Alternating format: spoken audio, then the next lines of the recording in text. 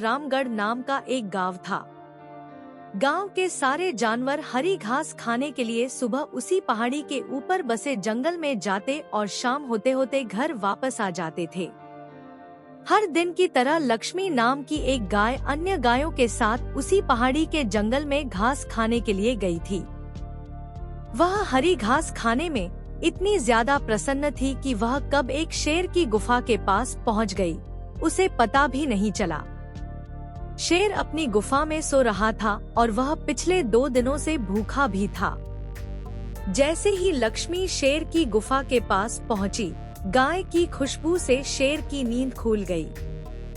वह शेर धीरे धीरे गुफा से बाहर आया और गुफा के बाहर गाय देखकर खुश हो गया। शेर ने मन ही मन सोचा कि आज उसकी 2 दिनों की भूख मिट जाएगी। वह इस तंदुरुस्त गाय का ताजा मांस खाएगा और यह सोचकर उसने एक तेज दहाड़ लगाई। लक्ष्मी शेर की दहाड़ सुनकर डर जाती है। जब वह अपने आसपास देखती है तो वहां दूर दूर तक उसको कोई भी दूसरी गाय नहीं दिखी। जब वह हिम्मत करके पीछे मुड़ी तो उसे सामने शेर खड़ा हुआ दिखाई दिया। उस शेर ने लक्ष्मी को देखकर फिर से दहाड़ लगाई है और लक्ष्मी से कहा, मुझे 2 दिनों से कोई शिकार नहीं मिल रहा था, मैं भूखा था। शायद इसलिए भगवान ने मेरा पेट भरने के लिए तुझे मेरे यहाँ पर भेजा है। आज मैं तुझे खाकर अपनी भूख मिटा लूंगा। शेर की बात सुनकर लक्ष्मी डर जाती है। वह रोते हुए शेर से कहती है, मुझे जाने दो, मुझे मत खाओ। मेरा एक छोटा बच्चा है जो अभी सिर्फ मेरा ही दूध पीता है और उसे घास खाना अभी तक नहीं आया है।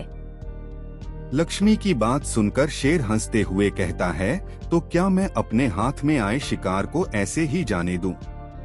मैं तो आज तुझे खाकर अपनी 2 दिनों की भूख मिटाऊंगा। शेर के ऐसा कहने पर लक्ष्मी उसके सामने रोने लगी और विनती करते हुए कहती है कि आज मुझे जाने दो। मैं आज अपने बछड़े को आखिरी बार दूध पिला दूंगी और उसे बहुत सारा प्यारा करके कल सुबह होते ही तुम्हारे पास आ जाऊंगी। फिर तुम मुझे खा लेना और अपना भूखा पेट भर लेना। शेर लक्ष्मी की यह बात मान जाता है और धमकी देते हुए कहता है कि अगर कल तू नहीं आई तो मैं तेरे गांव आऊंगा, फिर तुझे और तेरे बेटे दोनों को खा जाऊंगा। लक्ष्मी शेर की यह बात सुनकर खुश हो जाती है और शेर को अपना वचन देकर गांव वापस चली जाती है। वहां से वह सीधे अपने बछड़े के पास जाती है, उसे दूध पिलाती है और बहुत सारा प्यार करती है।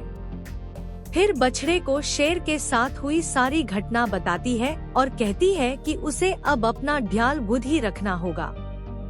वह कल सुबह होते ही अपना वचन पूरा करने के लिए शेर के पास चली जाएगी। अपनी माँ की बातें सुनकर बछड़ा रोने लगता है। दूसरे दिन सुबह होते ही लक्ष्मी जंगल की तरफ निकल जाती है और शेर की गुफा के सामने पहुंचकर शेर से कहती है, अपने वचन के अनुसार मैं तुम्हारे पास आ गई हूँ, अब तुम मुझे खा सकते हो। गाय की आवाज सुनकर शेर अपनी गुफा से बाहर निकल कर आता है और भगवान के अवतार में प्रकट होते हैं। वह लक्ष्मी से कहते हैं, मैं तो बस तुम्हारी परीक्षा ले रहा था। तुम अपने वचन की पक्की हो, मैं इससे बहुत प्रसन्न हुआ। तुम अब अपने घर और बछड़े के पास वापस जा सकती हो। इसके बाद वे उस गाय को गौ माता होने का वरदान भी देते हैं और उसी दिन के बाद से सभी गायों को गौ माता कहना शुरू कर देते हैं। कहानी से सीख, हमें जान की बाजी लगाते हुए भी अपने दिए हुए वचन को पूरा करना चाहिए। यही हमारे दृढ़ व्यक्तित्व को दर्शाता है।